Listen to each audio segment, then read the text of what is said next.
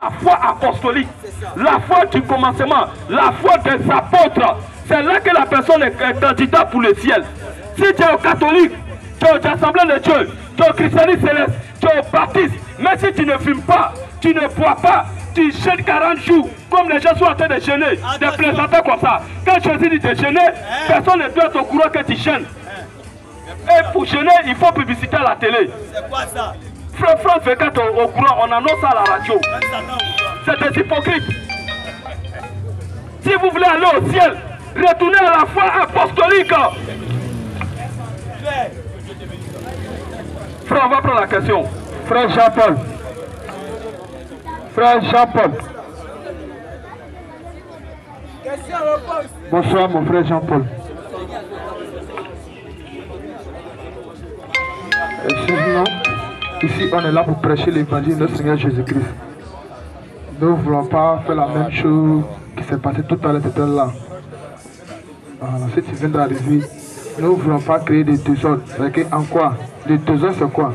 Quand tu vas poser ta question, le frère en face va faire silence à t'écouter. Maintenant, quand la parole va aller en lui pour te répondre à ta question, toi aussi tu dois faire la même chose, le silence pour l'écouter. Voilà, la discipline, c'est ce qu'on marche. Donc c'est ça, je te passe le micro. Bonsoir mes frères. Bonsoir frère. Moi c'est Corée Jean-Paul. Ce soir, ma petite question est que avec tout ce que on vit aujourd'hui là, avec tout ce qui se passe, mais moi j'ai comme l'impression que on a deux religions qui nous fatiguent en tant que les Noirs que nous sommes. On a l'islam et on a le christianisme. Mais aujourd'hui, je voulais savoir un peu, l'islam, son christianisme, ça nous a apporté quoi en tant qu'Africains? Ça c'est ma question.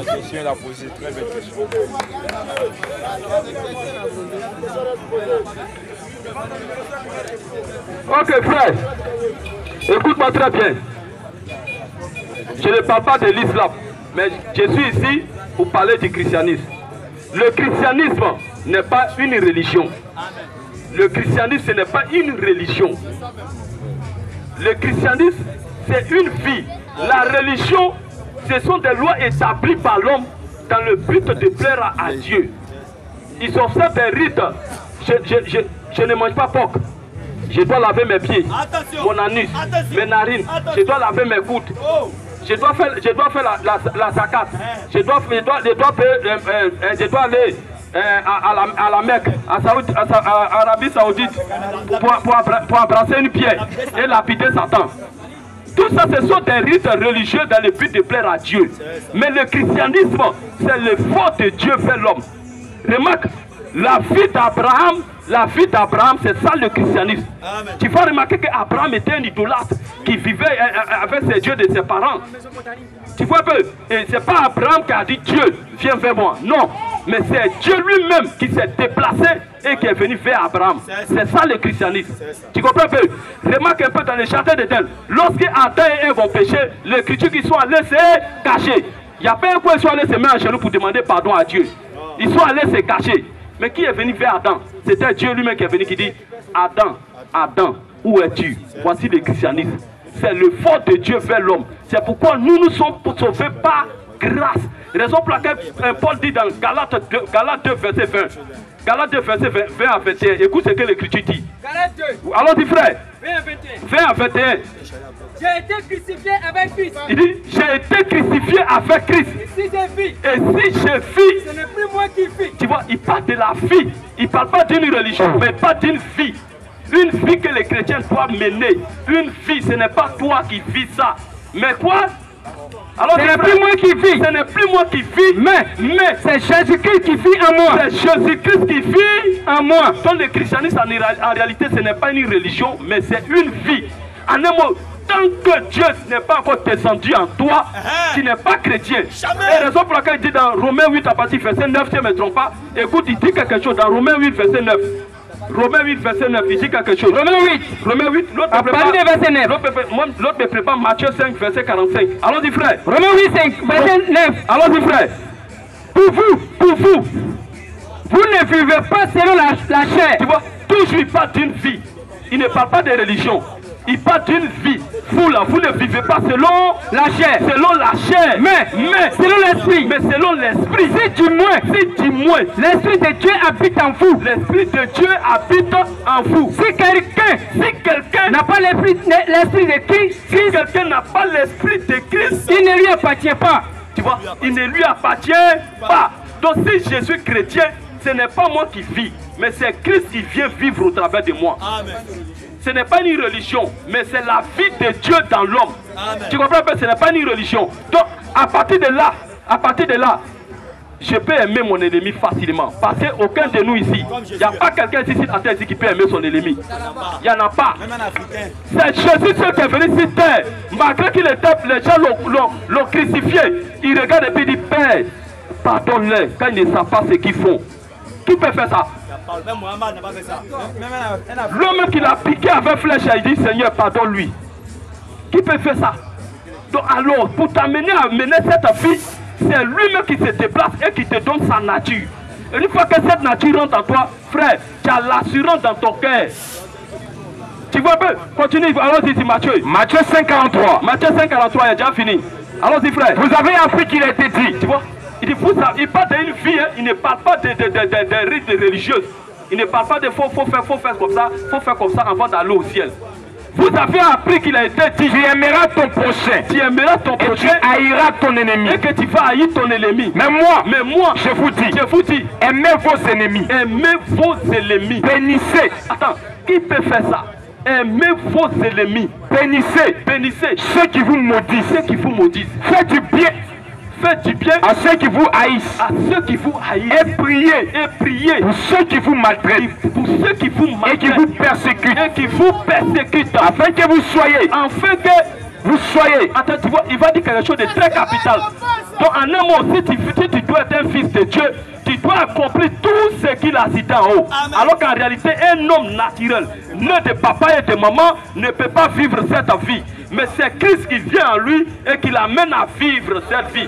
Raison pour laquelle nous les chrétiens, lorsque nous nous mettons à genoux, nous demandons toujours le Saint-Esprit dans nos âmes pour nous amener à mener cette vie. Alors dis frère, afin que vous soyez fils de votre Père, afin que vous soyez fils de notre Père qui est dans les cieux. qui est dans les cieux. Car il fait lever son soleil sur les méchants Sur les méchants, et sur les bons. tu vois comment Dieu est gentil. Et il fait pleuvoir. Quand les sorciers finissent de s'envoler la nuit pour aller tuer les gens, quand ils ont planté maïs, Dieu envoie la pluie fait pousser maïs là pour lui donner à manger. Quand le sorcier est malade, c'est Dieu qui lui accorde la guérison. Donc ça veut dire que Dieu dit.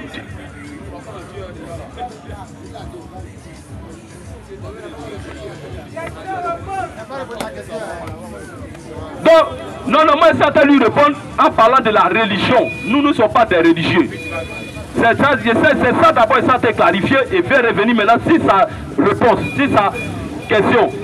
Tu vois un peu, donc le christianisme, ce n'est pas une religion, mais c'est une vie. Et cette vie-là, c'est la nature de Dieu dans l'homme. Et Dieu, c'est Dieu qui donne cette nature. Une fois qu'il te donne cette nature, c'est là qu'on parle de la nouvelle naissance.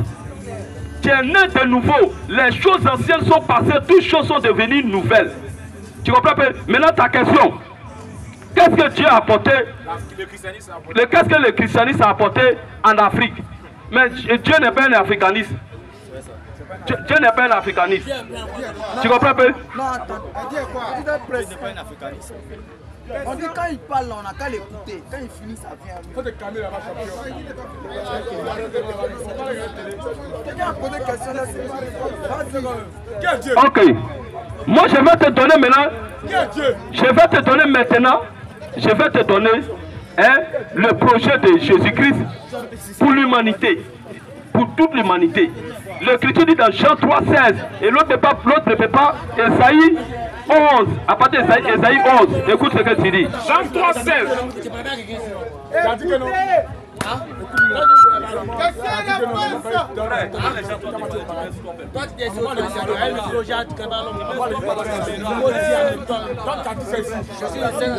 La mise pas.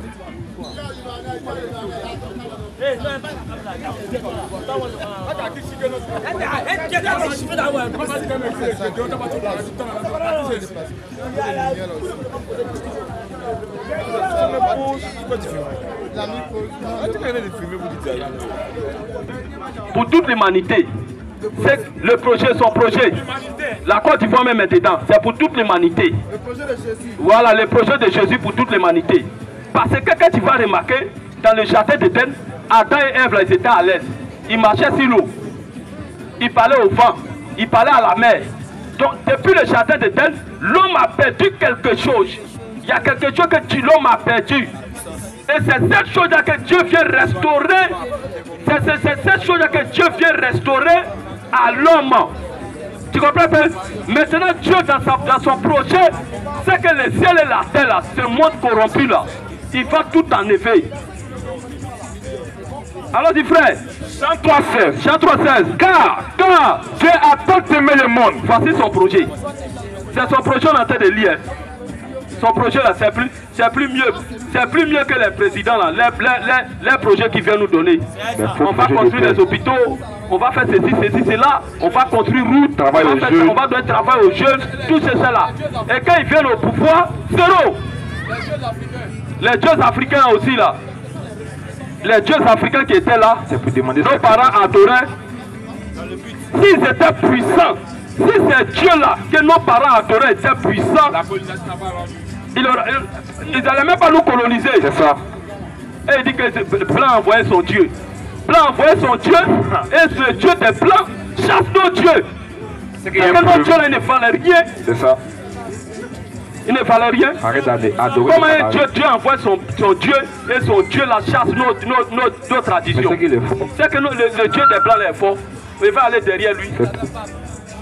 S'ils étaient forts, si nos dieux, les traditions de nos parents qui étaient là avant que les colons ne viennent, s'ils étaient puissants, ils n'allaient pas nous coloniser.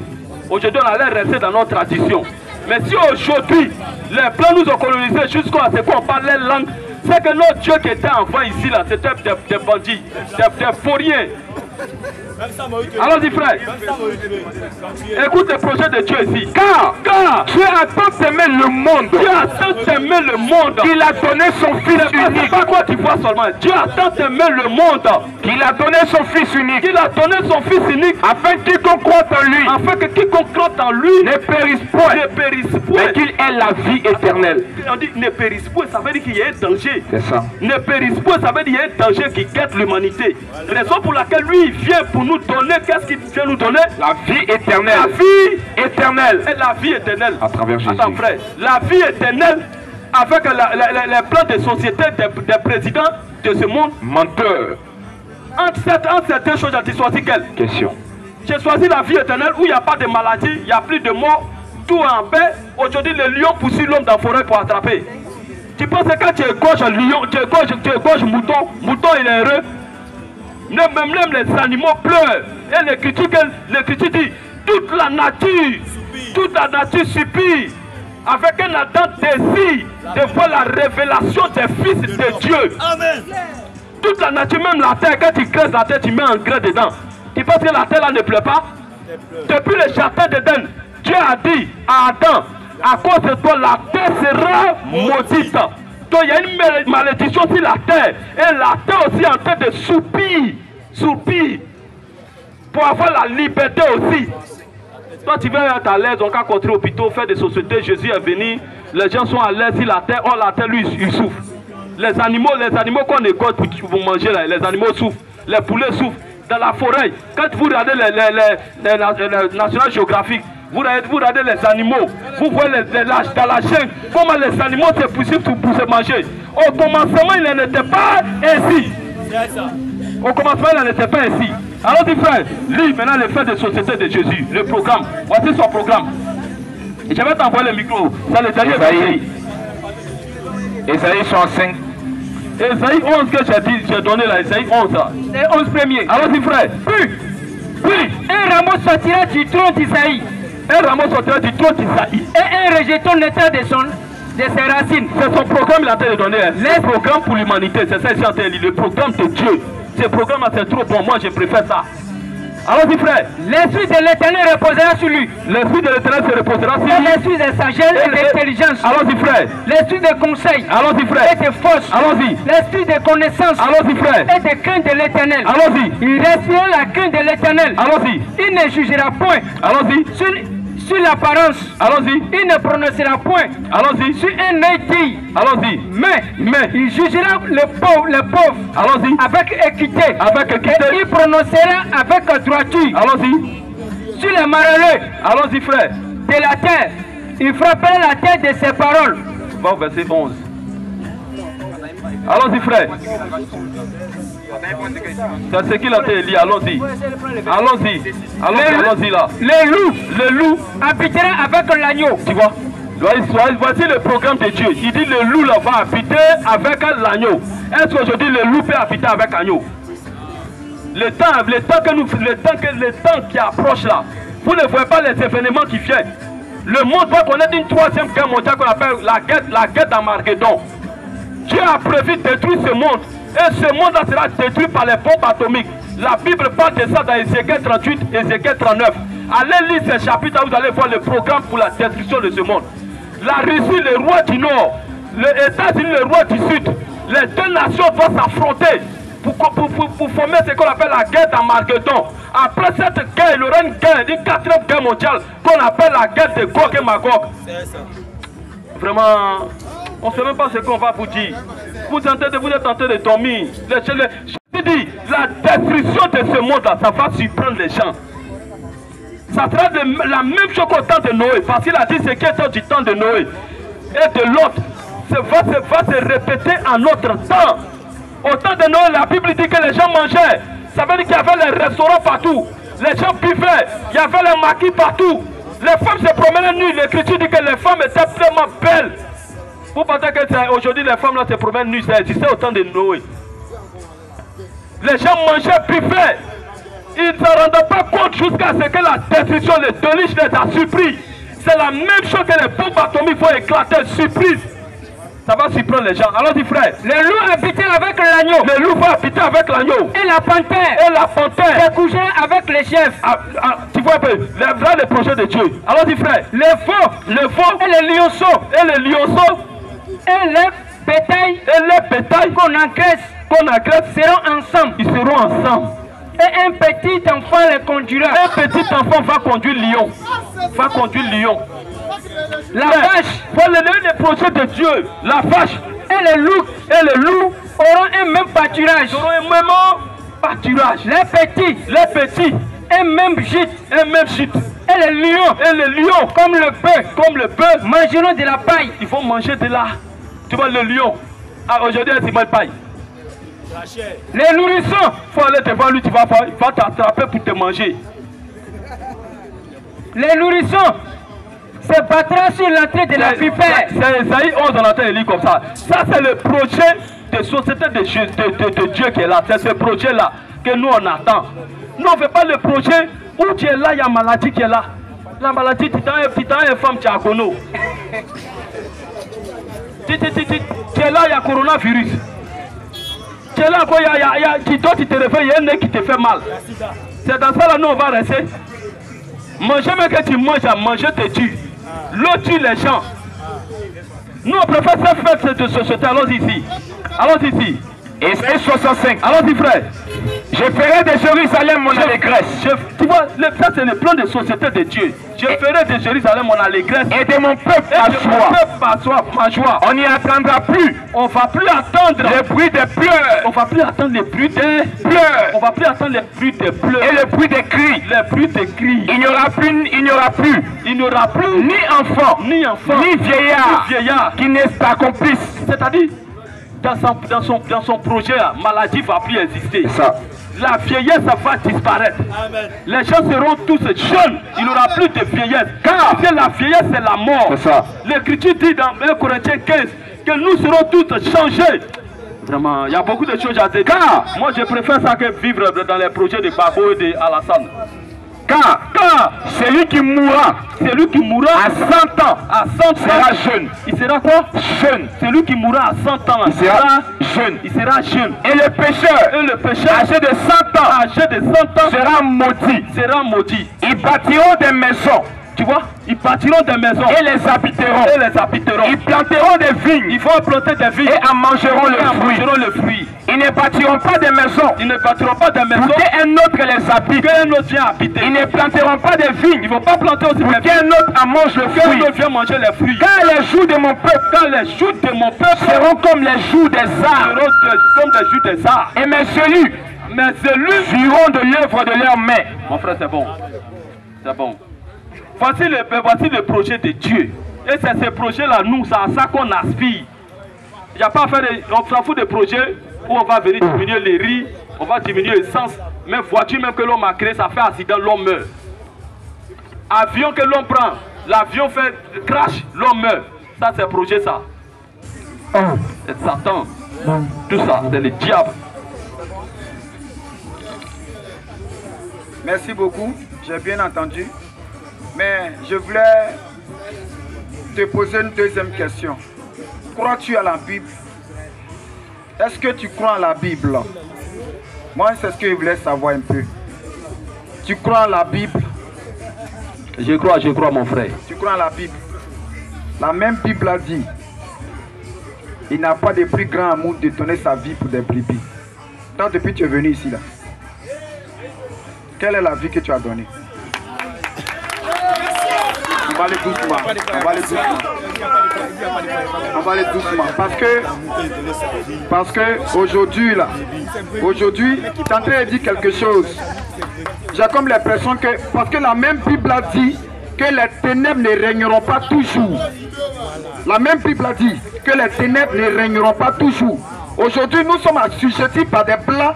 Et aujourd'hui, on a nos frères de l'autre côté qui sont en train de se lever. Le Mali, le Burkina, le Niger, ils sont en train de se lever pour revendiquer. Et puis tu nous dis aujourd'hui que Dieu n'est pas pour nous les Noirs. C'est ce que tu viens de... Il vient de nous dire ça tout à l'heure. Il dit Jésus est blanc. Ou bien il n'a pas dit ça? Il dit, ah il a dit ça. On l'écoute. Donc c'est un peu ça.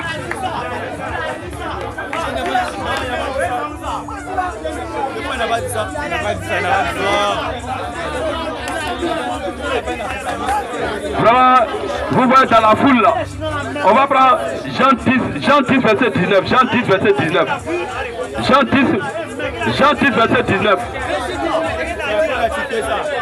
Jean 10 19.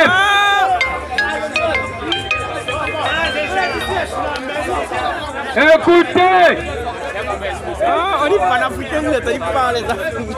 Écoutez-moi, écoutez les frères, on n'est pas ici pour s'amuser. Écoutez-moi, si vous, écoutez-moi bien, nous on n'est pas ici pour, vous pensez que c'est des jeunes qui sont venus s'arrêter ici? Des jeunes, vous nous voyez comme des jeunes, c'est pas un mouvement de jeunesse. Nous parlons ici de Dieu. Nous parlons de Dieu, mais vos agissements font que vous nous voyez comme des jeunes qui sont venus s'amuser. Donnez sa vie pour son prochain là. Ce n'est pas une histoire de venir distribuer l'argent. Ce que nous faisons ici là, nous donnons nos vies pour vous. Nous donnons nos vies pour vous. Parce que la chose que Jésus nous a recommandé, c'est d'aller prêcher l'évangile pour que les pécheurs abandonnent leurs péchés, leur foi, pour avoir la vie éternelle. Mais quand nous on vient ici là, dire que les catholiques et toutes les religions sont dans l'erreur là, on donne nos vies pour vous. Vous ne savez pas quel danger on court. Donc, nous ne sommes pas ici pour venir dire que Jésus est pour les blancs. On n'a pas dit ça. Jésus, le frère, a bien lu ici. Dieu a tant aimé le monde qu'il a donné son fils unique. Nous sommes les Africains, mais pourquoi on prend Jésus? Jésus c'est le Dieu tout-puissant. Il n'est pas Dieu des Blancs. Il n'est pas Dieu des Français. Il est le Dieu de tout le monde. La deuxième femme de Moïse était une éthiopienne. Moïse a épousé une femme éthiopienne. C'est lui-même qui a apporté la croix de Jésus quand Jésus est tombé avec sa croix. C'est lui qui a apporté, c'est un noir. Alors, Jésus a grandi ici en Égypte, c'est ici en Égypte, en Afrique, il a eu 12 ans. Comment on peut venir vous dire que Jésus n'aime pas les Africains? Quand il dit Jésus n'est pas africanisme, Jésus n'est pas dans les choses du monde. C'est ça, il n'est pas dans les partis. Jésus n'est pas dans une histoire de politique. Dieu a sa politique. C'est sa politique là que le frère t'a montré ici.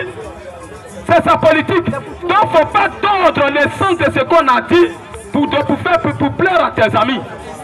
Non, si toi-même là, tu dois donner ta vie à Dieu. Tes os ont été formés dans le ventre de ta mère. Tu peux nous expliquer ici? Mais est-ce que toi aussi tu peux m'expliquer? Tu ne peux pas nous expliquer. Celui qui a créé, celui qui donne le souffle de vie, c'est Dieu. Donc c'est de lui que nous sommes venus parler ici. Si toi tu es venu pour t'amuser, nous ne sommes pas ici pour s'amuser. Nous on est venus sur l'ordre divin. Nous sommes venus ici pour l'ordre divin. Alors quand tu rentres ici dans la présence de Dieu, il ne faut pas regarder les hommes, mais il faut craindre Dieu. Dieu travaille au travers des hommes. Alors ne venez pas nous distraire. Si tu es venu pour être sauvé, tu nous poses des questions qui vont t'amener au salut. Les frères ont peut-être parlé de la vie éternelle, une vie impérissable. Ça doit vraiment te révolter. Parce qu'il y a des gens ici, sur la terre ici, forcés vont mourir. Et si toi tu n'es pas venu pour croire à l'évangile que tu veux nous amener dans la distraction, nous on n'est pas venu perdre notre temps. On est venu chercher les âmes. Jésus dit, heureux ceux qui ont faim et soif de la justice, quand ils seront rassasiés. C'est à cause d'eux qu'on est là. Celui qui n'a pas faim et soif de Dieu n'a pas le droit de venir ici nous distraire. Si tu n'as rien à faire, tu quittes là. Nous on va continuer à proclamer l'évangile pour le salut des âmes. C'est à cause de là on est là. On n'est pas ici pour parler de l'africanisme, projet pour les dieux de notre ancêtre. Nous on n'a pas ce temps. On n'a pas ce temps. Nous voyons, nous avons la vie éternelle et c'est à cause de la vie éternelle que nous sommes là. Les autres choses là, allez dire ça aux politiciens. Nous ne faisons pas la politique ici. Maintenant, si tu as tes fétiches, tu as tes dieux que tu adores, hein, ces dieux-là, il faut te confier à eux. Si tu n'es pas donné ta vie à Jésus, maintenant on te dit que Jésus est plus fort que les dieux africains. C'est fini. C'est que Dieu on a cité son nom. Moi où je suis là, j'ai prêché. Il y a des gens, j'ai posé les mains au nom de Jésus-Christ, ils ont reçu la guérison. J'ai vu Jésus ressusciter des morts. Devant la tombe de Lazare, il a dit Lazare sort. L'homme qui est mort pendant 4 jours. Jésus l'appelle et puis il sort de la tombe. C'est quel homme ça? C'est qui était impossible en science. C'est quel homme ça? Quel Dieu africain qui a fait ça? Montrez-moi un Dieu africain qui a fait ça. Qui s'est mis sur la mer pendant que la mer était agitée et que le vent circulait partout. Et qui a parlé au vent et à la mer. Tout était calme.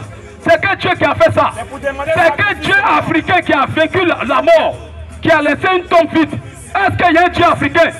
Si quelqu'un peut me présenter un Dieu qui est plus fort que Jésus, qui vient ici nous présenter. Alors si tu n'as pas un Dieu qui est plus grand que Jésus pour nous présenter, ne nous distrais pas. Parce que nous on croit un Dieu, on l'a vu en action.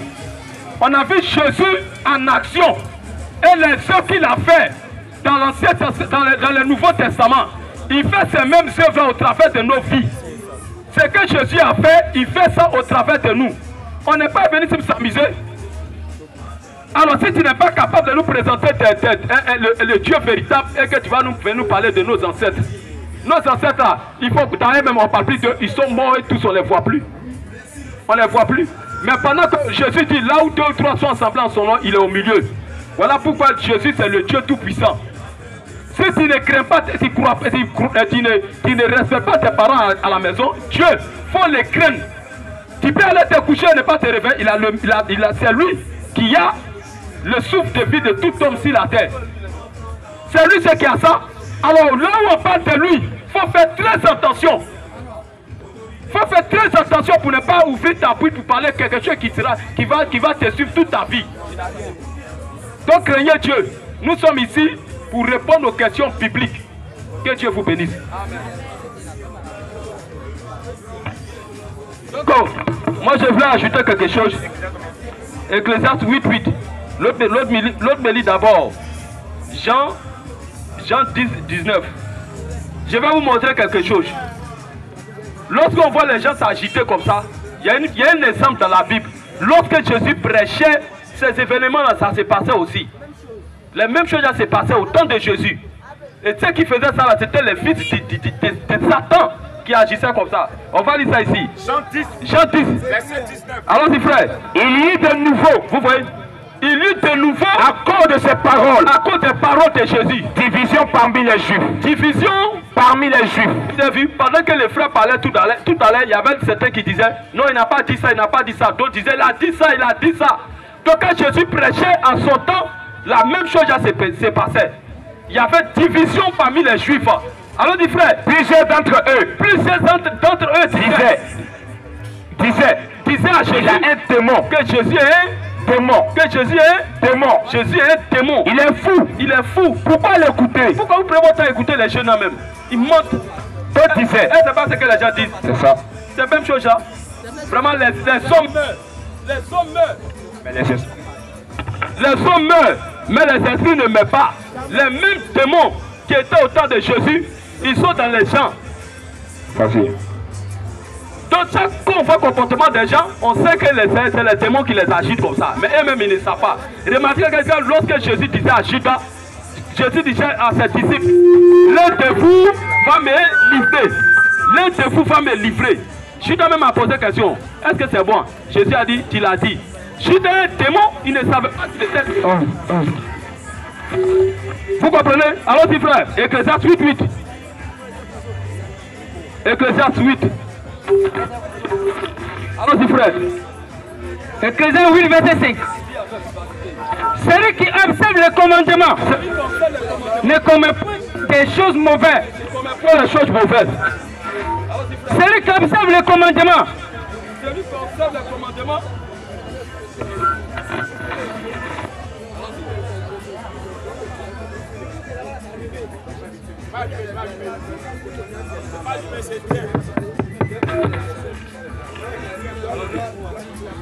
Celui qui observe les commandements. Celui qui observe les commandements. Ne commet pas de mauvaises choses. Il ne commet pas de mauvaises choses. Et le cœur du sage. Et le cœur du sage là. Et les temps et les jugements. Alors dit frère. Car il y a toute chose. Il y a toute chose un temps. Voilà dit frère. Et un jugement. Un jugement. Quand le marin accable l'homme. Alors dit frère. Mais il ne sait point. Il ne sait point. L'homme ne sait point ce qui va arriver. Et qui lui dira? Qu'est-ce qui va lui dire? Comment cela arrivera? Comment cela va arriver? L'homme L'homme n'est pas maître de son souffle. Vous voyez, la Bible qui dit c'est l'homme n'est pas maître de son souffle pour pouvoir le retenir. L'homme n'est pas maître de son souffle pour pouvoir le retenir. Alors dit frère, et il n'a aucune puissance. L'homme n'a aucune puissance sur les jours de la mort. L'homme n'a même pas la puissance sur les jours de la mort. C'est-à-dire si la mort vient t'attraper aujourd'hui, tu n'as aucune puissance. Le Dieu que tu es en train de minimiser ici, pendant qu'on est en train de prêcher, ce Dieu-là, tu peux prendre une malédiction, aller à la maison.